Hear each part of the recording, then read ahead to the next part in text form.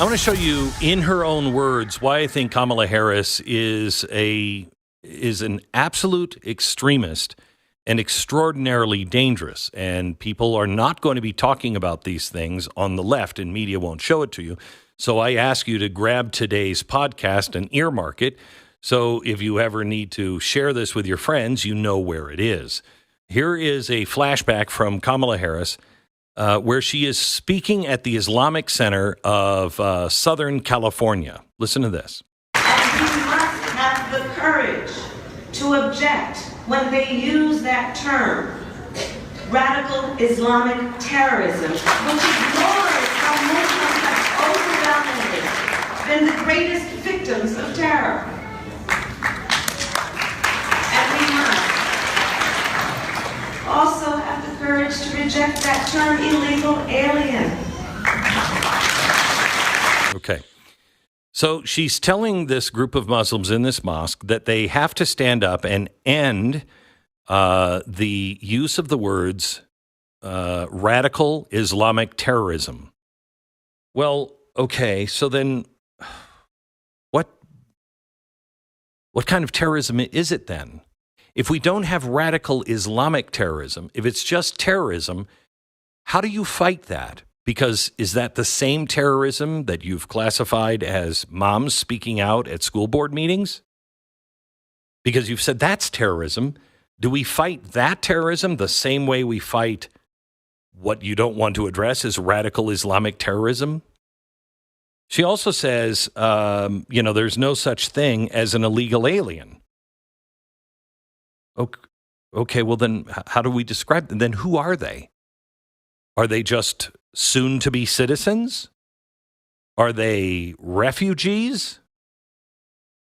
Are they just poor, tired refugees that are living off the American taxpayer by staying in 4- and 5-star hotels and being fed free food until they get back on their feet? Which, by the way, if that's what America decided to do, all right, that's what you decided to do. But that's not. Most Americans are not for that. But the state just has decided they're going to do it, so we all just go along, I guess. But is that how we just identify them now? How do we know? Words have real meaning and real power. They're important. It's why we don't say, police are looking for a man. What? Well, what did he do? Police are looking for a man who shot President Trump. Okay. All right. That doesn't help me much. Can you tell me about the man? No, I can't. Why not? They'd be politically incorrect. Well, then what are we looking for? We're looking for a white man in his 20s. He's about 5'8". He's skinny. And he was last seen here. Words have power and are important.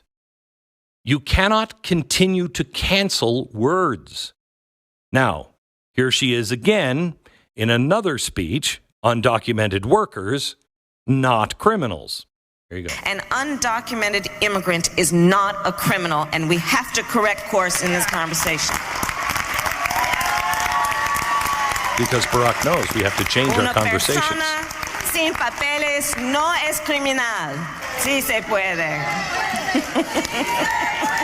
Yes, we can. And a really uncomfortable laugh. Now, another flashback. How does she feel about ICE? Here's what she said in a 2018 interview with MSNBC. A lot of the signs at the rally you just held were people standing there saying, abolish ICE. Yeah. Is that a position that you agree with?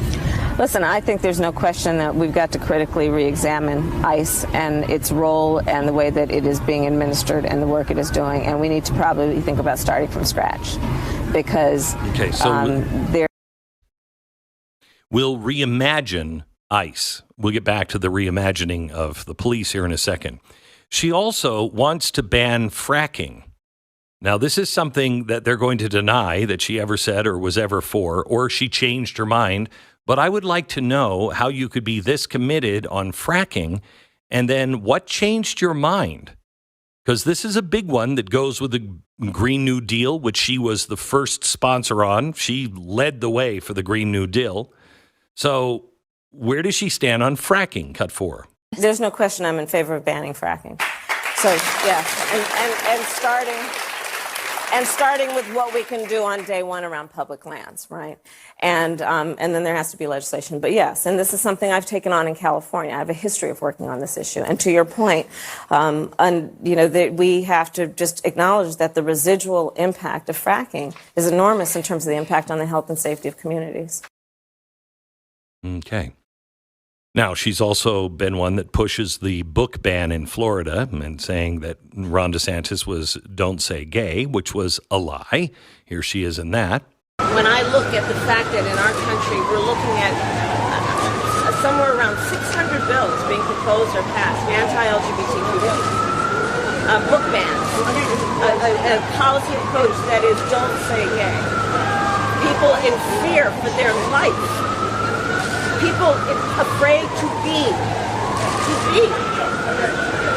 These are so if you only issues. get your news from the left and you're hearing her say that and you don't hear the correction, I can understand why you might be afraid. But when somebody is using lies to create fear in you, that's a problem, especially when they are known to be lies. Here's another one. She supports cutting police budgets. If you're for overhauling, where do you stand on defund the police? Look, right. So here's the thing. Defund the police. The issue behind it is that we need to reimagine how we are creating safety. And when you have many cities that have 1/3 of their entire city budget focused on policing, we know that is not the smart way and the best way or the right way to achieve safety. For too long, the status quo thinking has been you get more safety by putting more cops on the street. Well, that's wrong. Because, by the way... Stop. She has proven that what she just said was wrong. And that also goes right into, when have you heard that? Reimagining the police. That came from her. She was one of the big proponents of reimagining the police. Do you like the effects of reimagining the police? She also went on to say, and we're going to skip this one, but cut the police budget. She was supportive of that. Remember, the media later would tell you that it was the Republicans that were for the police cuts. And then she went on to say that it's outdated to believe that more police equals safety. Now, when you are causing people to have fear and you're saying, look, I've got the plan, people start to depend on you instead of their own thinking and their own mind and everything else. And they begin to look at Uncle Sam as a good uncle. No, that uncle should be in prison. That uncle was abusive to you, okay? But listen to how she's treated here on the Drew Barrymore program with Drew Barrymore. Listen to this. I keep thinking in my head that we all need a mom. I've been thinking that we really all need a tremendous hug in the world right now. Yeah. But in our country, we need you to be Mamala of the country. Isn't that great? I don't want another mother. I had another mother. I don't need another mother. That's not what the presidency does. That's not what the vice presidency does. They are not your parent. And if they are a good parent, they treat you like a 19-year-old.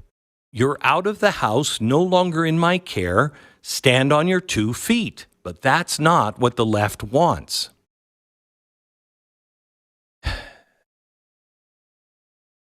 There's so much to go over with her. It's almost overwhelming. And we will continue this, but we want you to make and save bookmarks so you know where you can get this information, because a lot of this information is going to be lost. We'll post this information at glennbeck.com, and we'll post all of the stories, the true stories that are now being deleted and know that they are going to discredit our voices more and more. They have to. They're all in lockstep again. They weren't just a couple of weeks ago. I guess they were. They all were in lockstep of telling the truth about Joe Biden, and now they're right back to their lies.